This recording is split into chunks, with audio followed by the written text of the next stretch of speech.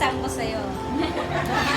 Hindi, kasi the way she dress, yung, di ba, the way she dress kasi, babaeng-babae. Tapos ako, parang wala lang, papasok ako doon, ganun lang. But, yun na. Lahat naman tayo may pinaan.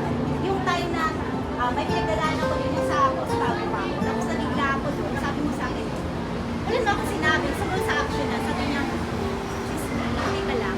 Tapos naramdaman ko yung lamig ng ano niya, di parang pangiyakap ako ng always ask God na makita ko yung potential sa'yo.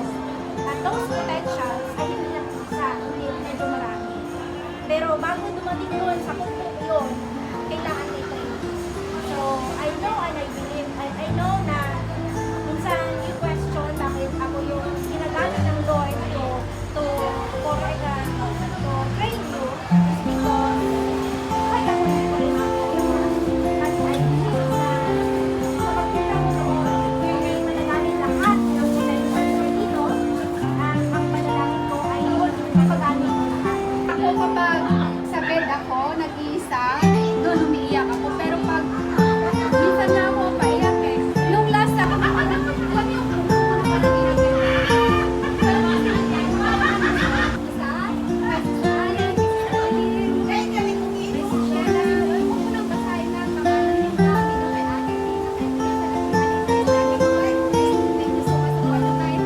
nakikita lang tayo, si Sis Lailani, nakikita lang tayo sa surface, wala ito na word ng Lord.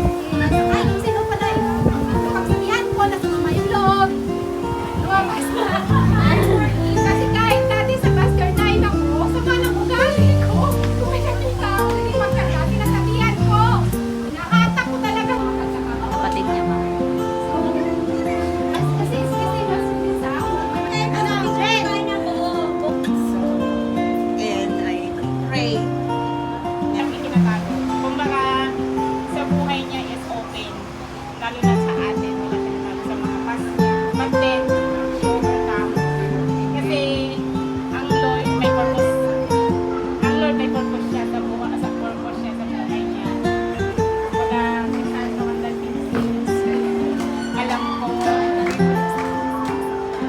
just na babuti siya ka, you know.